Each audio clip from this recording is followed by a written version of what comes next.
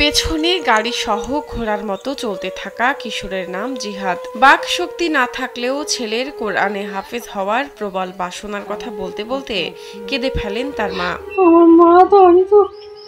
অনেক কষ্ট হচ্ছে, মাঝে মাঝে আমি বিরক্ত নিয়ে যাবো তো ভালো মানুষ।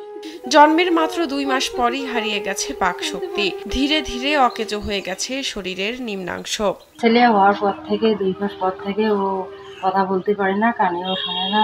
আমরা বুঝি নেই, অনেক ডাক্তার দেখাচ্ছি, চিকিৎসাপাতি করছি, কোনো কিছু ভালো হয় নাই। ও এরকম করিয়ে চলে। চলাচলের একমাত্র অবলম্বন হুইল চেয়ারটাও ভালো সেবা দেয় না তাকে।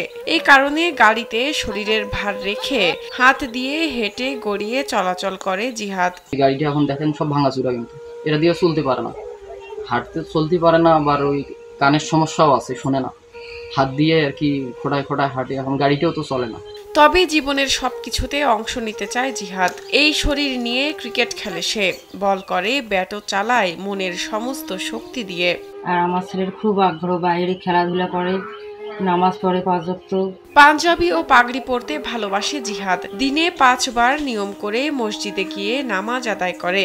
কথা বলতে না পারলেও সুযোগ পেলেই কোরআন নিয়ে বসে থাকে সে।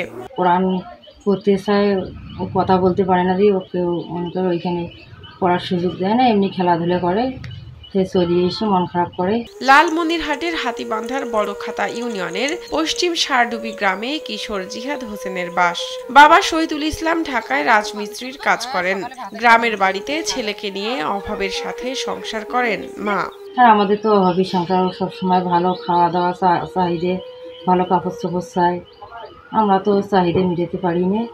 জিহাদ সমাজসেবা অধিদপ্তর থেকে প্রতিবন্ধী ভাতা পেলেও তা দিয়ে ভরণ পোষণ চলে না বলে আক্ষেপ করেন জিহাদের মা।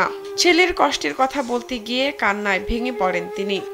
চলতে পারে না, কিছু পারে না, কথা বলতে পারে, কোনো কথা শোনে না, খুব জেদ করে, মাঝে মাঝে বাড়ি থেকে বের হয়ে যায়। আবেদন করলে জিহাদকে একটি নতুন হুইল চেয়ার দেওয়ার আশ্বাস দেন হাতীবান্ধা ভারপ্রাপ্ত উপজেলা সমাজসেবা কর্মকর্তা রায়হানুল ইসলাম। আমরা ইতিমধ্যে